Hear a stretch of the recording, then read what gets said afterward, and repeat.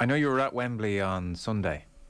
As the dust settles on the madness of Wembley, what are your memories of the scenes inside? I even saw Miguel Delaney writing just this afternoon saying increasingly he looks back and thinks Wembley and all concerned very lucky something more serious didn't kick off. How out of control was it from your vantage point, Gab? So I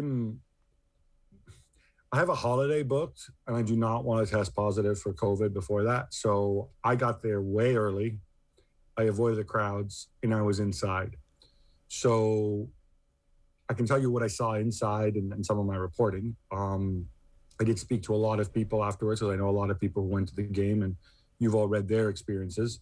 Two things struck me. One is there were very obviously far more than the official attendance there. And the reason I think is very obvious. Thousands and thousands, not hundreds, of supporters, of ticketless supporters got in. And once they were inside, they sat in seats that were assigned to other people because, of course, they had timed entry at Wembley. So there were people who broke in, I think, around 6 o'clock, if memory serves. And there were others who were due to take their seats at 7. This happened to friends of mine who, husband and wife, 2 young kids. They get in their ticket, they paid a lot of money for their tickets. They get to their seats at the appointed time, and there's 4 dudes sitting there, and they refuse to move. And what do you do in that situation? You can go and complain to a steward on minimum wage with a little jacket who's, likely to be some 18-year-old girl. What are they going to do? Very, very few cops inside the stadium. And so what the Wembley stewards did was they went and they sat them in empty seats, as you know. And again, at that point, all this COVID, social distancing, all that crap goes out the window. There's empty seats there because you had social distancing. Well, you had social distancing for a reason, because, you have the highest infection rate in the world in England right now. So, that goes out the window. That was an absolute shambles. And I really hope there is an inquiry and people are held to account. On a personal level, I don't like the fact that, a Wembley spokesman talks to my ESPN colleagues and issues a statement, around 6:30 and says, oh, there was an incident with fans trying to get in, but, there was no security breach and no ticketless fans are inside the stadium. I'm sorry, man. You're like the Iraqi Minister of Information. You, sir, are a liar. And whether you're willingly lying, whether you're doing it, because that is the bunk information you were given by your bosses who are too chicken crap to come out and even have the balls to say, we're still investigating what's going on. We want to ascertain the facts first. That's simply unacceptable. I want names. I want people to come out. This country obviously has a history of terrible things happening at stadiums. And I know Wembley's not Hillsborough, but there's no telling what might have happened. As far as the stuff happening on Wembley Way, I watched the videos like you did. I am a bit shocked, but maybe I shouldn't have been, because similar scenes happened before the Denmark game and the Germany game. And, I accept there is a portion of the support that will always behave this way. I didn't think they would do it. I could see them doing it on away trips because I've seen them doing it on away trips. Didn't quite expect that they would do it, in their home where they live.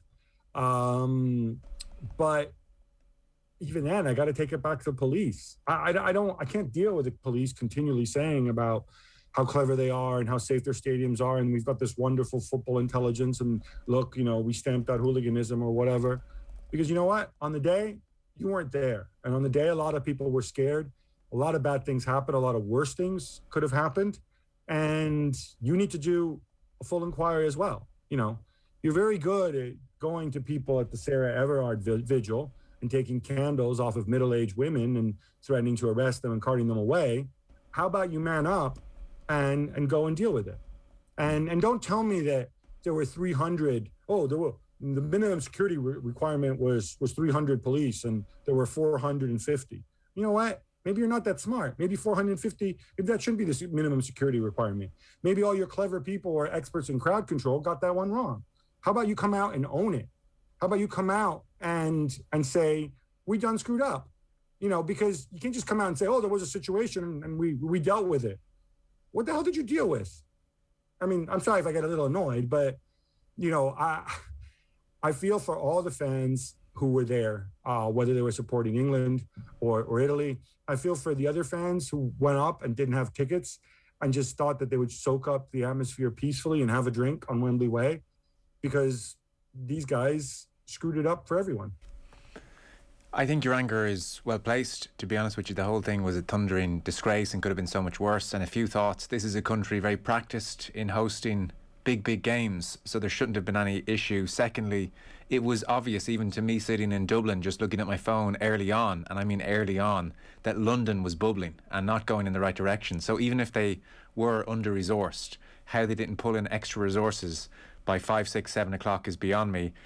Simon Cooper described the tube station after the game, and it was anarchy, and trying to get home was crazy. And again, COVID was the least of your problems, but it was a super spreader type situation in that tube station.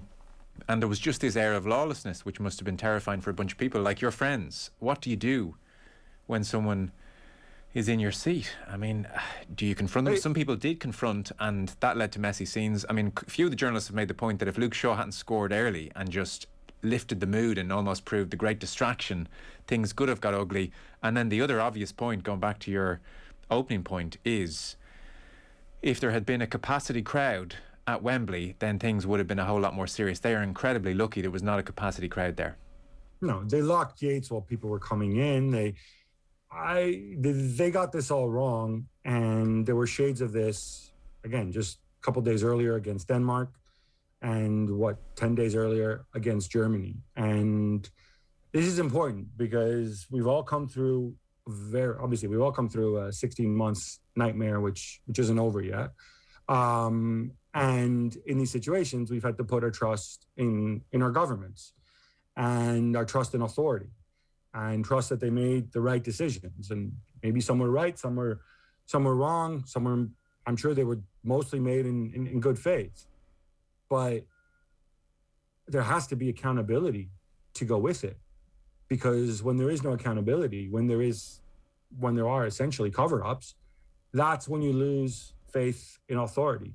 Why do I have to go listen to some dude just because he has a badge if I don't trust him? That's when things break apart. And that's why I expect, and maybe I'm naive, but I have faith that there will be a serious inquiry into this. This is not a political thing. It's not a Tory Labour thing or whatever. It wasn't Boris Johnson in charge of the logistics, but there has to be accountability. And, while it's very important to go and have a debate, all these other debates that have been happening, right? People in Italy are incensed that the players took off their medals, their silver place medals. Many of them, as soon as they got them, they thought that was disrespectful. Fine, let's have a debate over that. The talk of racism and visiting number 10, obviously hugely important.